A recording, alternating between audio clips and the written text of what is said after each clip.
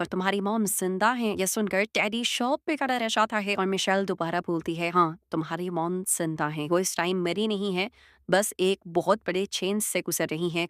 Michel यहाँ पर सच बताती है कि असल में तुम्हारी मॉम को जो मेडिसिन दी गई थी वो एक एलियन एक्सपेरिमेंट था, इंसानों के जेनेटिक्स को अपग्रेड करने के लिए। वो बताती है कि उसके कार की डिक्की में एक एंटीफ्रीज नाम का एंटीडोट रखा हुआ है जो उसकी मॉम को अब होश में भी ला सकता है। रहे तो टेरी को उसकी बातों पर यकीन नहीं आता, लेकिन मिशेल कहती है तुम्हें यकीन ना आए तो तुम जाकर उसका इस्तेमाल करके देख लो। वो उसे हॉस्पिटल का एड्रेस और रूम नंबर भी बता देती है जहाँ पर उसकी मॉम को रखा गया था। जाने से पहले टेडी मिशेल की टांग तोड़ जाता है ताकि वो यहाँ से भाग न सके, और फिर उसके बाद उसकी गाड़ी की डिक्की से एंटीडोट निकालकर हॉस्पिटल पहुंच जाता है। वहां पर अपनी मॉम को देखकर उसे ये बात तो समझ आ गई थी कि मिशेल सच बोल रही है। वो देखता है कि इस टाइम उसकी मॉम कोमा में है। अगर मिशेल ने यहाँ तक सच बोला था तो जरूर उसका ये एंटीडोट भी सच होने वाला था।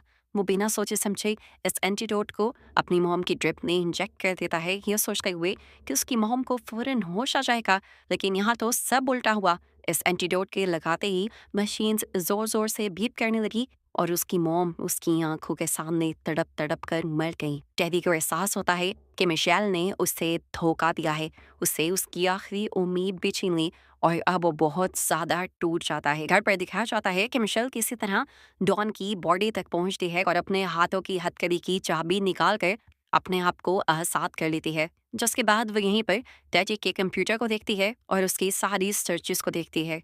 यहाँ पर उसे काफ़ी लोगों की तस्वीरें भी मिलती हैं और एलियंस के बारे में काफ़ी रिसर्च भी मिलती है। ये सारी चीज़ें देखकर वो बहुत ज़्यादा हैरान हो जाती है और यहाँ से भागने के बजाय कहीं पर बैठकर टेडी का इंतज़ार करने लगती है। इस टाइम जब टेडी आया तो वो बहुत ही ज़्यादा सीरियस थी। उसने टेडी से पूछा तुमने कितने एंडोरमेंट्स को मारा है। टेडी भी आहिस्ता से बोलता है।